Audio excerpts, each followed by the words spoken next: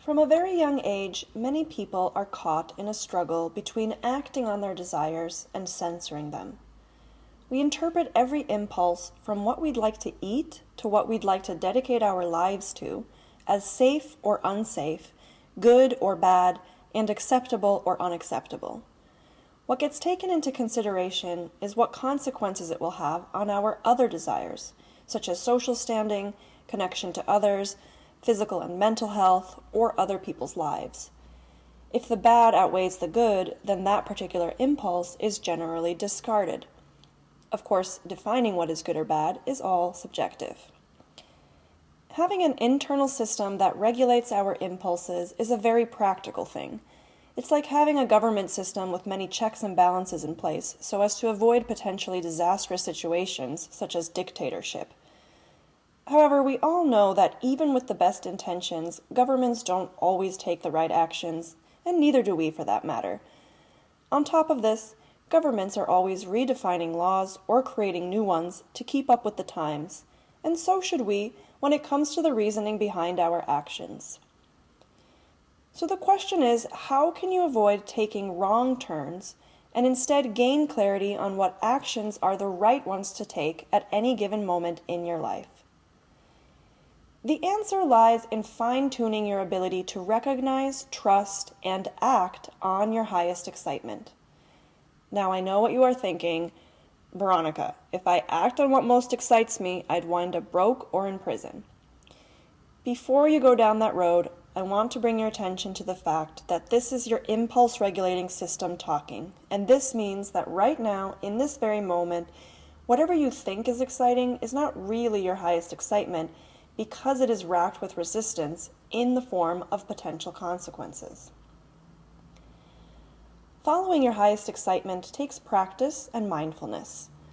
The first step of recognizing what your highest excitement is to put your given options through the filter of what feels the lightest or where you have the least resistance.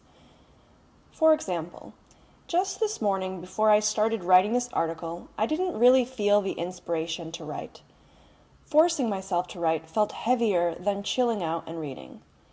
Now, I could have gone against that and forced myself to write for the sake of doing something seemingly more productive than reading.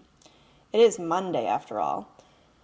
However, on the occasions where I do this, it has always taken me twice as long to form my thoughts and create content with an insightful message. In other words, it becomes less or just as unproductive as having acted on the impulse to sit and read, not to mention that it tends to fuel frustration and struggle, which only leads to more frustration and struggle. Today, I followed the impulse to read, and about 30 minutes into this, I got the sudden inspiration for this article. At first, I observed that little voice inside give me the initial spark.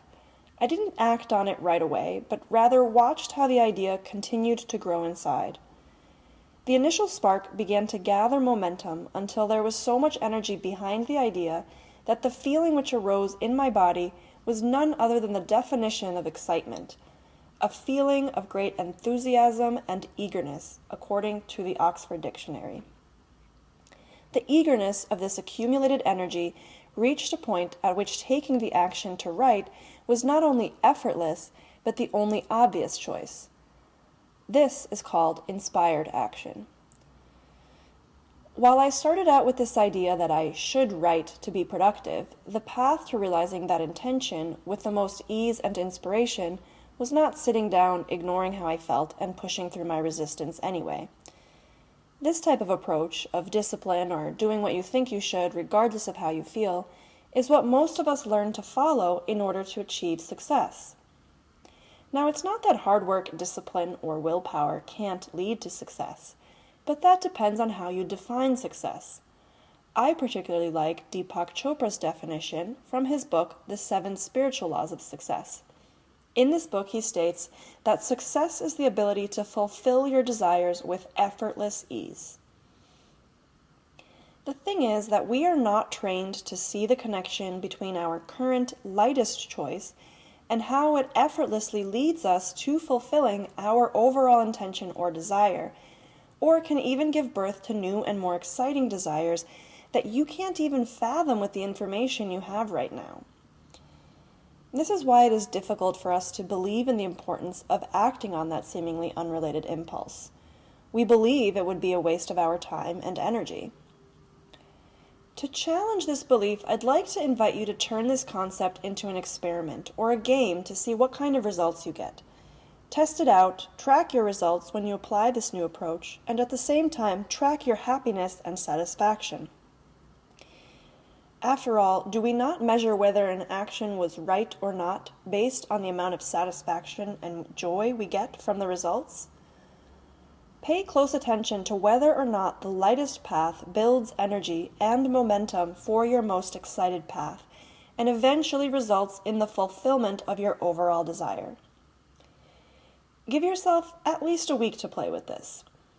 Meanwhile, you can also reflect on some important events in your life and try to remember what were some of the actions you took that led you there. Try to recall what energy those actions came from: inspiration or effort. What transpired as a result? For example, looking back at how I arrived at the deeply meaningful inspiration to pursue coaching, it's obvious it did not come from sitting down and planning or even thinking about it in the first place. The only thing I thought about was my desire to find clarity on my life's purpose. Just as today, where I acted on the impulse to read, my journey to coaching was also kick-started by reading. I can't remember what book I had been reading, but I remember getting an impulse to research other books by that author, and in following that trail, I came across a different author whose book I purchased on a whim. That led me to joining his collective centered around the study of the law of attraction. This study brought me to the training, and now here I am. I never once thought when I purchased my coach's book that this was going to be the solution to my lack of purpose. I just saw it as something interesting to read. The same kind of path led me towards teaching tango. I was a bored 16-year-old the day I started dancing tango. I couldn't find anything more exciting to do one hot summer night than accept my neighbor's invitation to come to his tango class. I had no idea that this impulse would lead to over a decade of intensely passionate dancing, training to become a pro, traveling around the world, learning Spanish, and eventually living in Argentina. The same thing happened when I started teaching yoga. I had no idea that letting go of my nomadic lifestyle and moving to San Francisco would lead to the sudden inspiration to sign up for a yoga teacher training. And I had no idea that changing my focus from tango to yoga would lead me back to Argentina to start an online yoga business, propelling me into this fervent self-study that resulted in becoming a coach. Okay, I know what you are thinking now. Great for you, Veronica, that you can just get up and go to Argentina when you want, or that you can just decide to read on a Monday morning instead of working. But most of us have to be at work at 9 a.m. and do what's required in order to not be fired, even if we're not excited about it. You are right, I do have the luxury to organize my life in such a way that I can more or less decide what I want to do at any moment of the day. However, the path of highest excitement or least resistance is not exclusive to those whose work hours are more flexible. Take the example of a client of mine with whom I'd been sharing this concept. She is an engineer at a tech company where deadlines are a crucial part of rolling out new apps and devices. As a particular deadline approached and she and her team were searching for solutions, she decided to follow the choice that felt the lightest. Note that in her case, that was not reading a book, nor was it to take a vacation until the right inspiration comes through. What felt the lightest to her was exploring the development of the product from a particular angle. The deadline was met, and although the product was far from perfect, it was the exact version they needed in order to piece together some other missing components. Excited about what happened in her work as a result of following what felt lightest, my client began to apply the same method to other aspects of her life. In our next session, she reported that although she had been skeptical at first, the results of this experiment continued to have a positive impact on everything around her. She felt more consistently satisfied and energized without having taken any grandiose actions like quitting her job or moving to a different country. This isn't to say that she won't eventually do that when the pieces come together as a culmination of those impulses. Now, one thing I want to make sure you understand is that following the lightest path, or the path of highest excitement, is not about ignoring or denying fears, stuffing emotions away, or staying in your comfort zone and avoiding challenges. It is about not letting any of that be an obstacle towards the fulfillment of your desires. In other words, learn to diffuse the resistance, first by recognizing where and what it is. And this will be all of those potential consequences that come to mind when evaluating your options. As you slide from struggle to relief by following what feels lightest, it's time to evaluate the efficacy of your consequence-driven impulse-regulating system. If, for example, you have a fear that acting on a desire would lead to no one liking you, it is worthwhile to explore what's behind that fear. Perhaps this comes from a parent who demonstrated disapproval when you engaged in activities you enjoyed but they believed to be a waste of time, such as art. Over time, you build up a lot of resistance towards creating art because it comes with this negative feeling of disapproval.